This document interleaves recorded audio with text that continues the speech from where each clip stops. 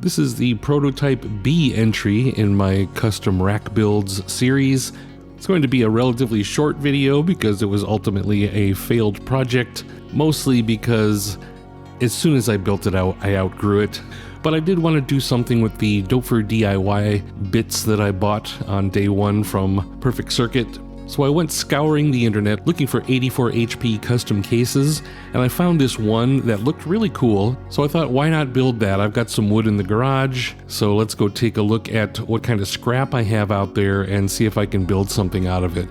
The first thing I usually do when I'm building something that has angles and things, because math is hard, is I try to build templates.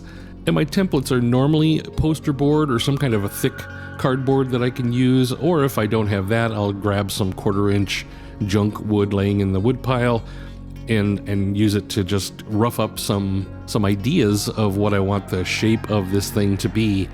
Once the template pieces are cut out, you can see here that I tried to kind of like dry fit what I thought this was going to look like, and it actually did turn out exactly like this, so it wasn't too far off. It was meant originally to be the sequencer rack, because as you see, by month 2, I had already had Symphonian and NerdSec, so I had already gone far beyond where I thought I was going to be with modular by this point. Once the templates looked like they were okay, of course I lay them out on the actual hardwood, which I believe is a 3/4 inch thick piece of birch. I will usually rough cut my design so it's a little bit larger than the lines I've drawn, and the reason for that, of course, is because then I have to sand them down.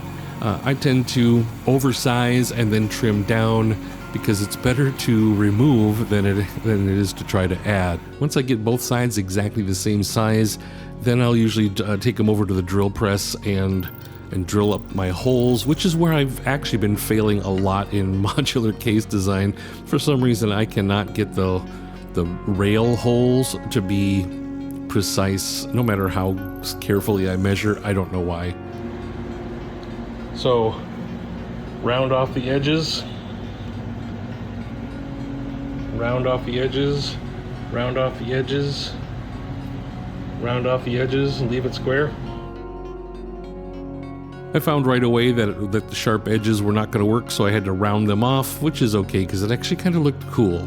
So here is my actual final product for the wood cheeks and the 6U by 84 HP sequencer case that I originally built back in August, I think it was, August of 2021. And to me, this was a prototype, but at the same time, I could have slapped some stain on this and it would have been a final build. The interesting part about these wooden cheeks that I built way back in August of 2021 is that they are actually still in use today in the sequencer rack that you see in every video that I film in the last 3 years. So that's kind of all there was to the prototype B rack. What wound up happening, as I said, is I outgrew 2 rows of 84 HP really quickly. And this was before I even started filming the Modular Journey videos. So when that happened, I realized I just needed a real case that I could sit somewhere and aim a camera at and just roll through these modules in my Modular Journey. And so that's where the Behringer Go case comes in, which is what we're going to take a look at next. And it's again going to be a short video because it's just a plastic case that I throw stuff in, but I wanted to include it in this evolution series. So stay tuned now for really the Behringer Go case.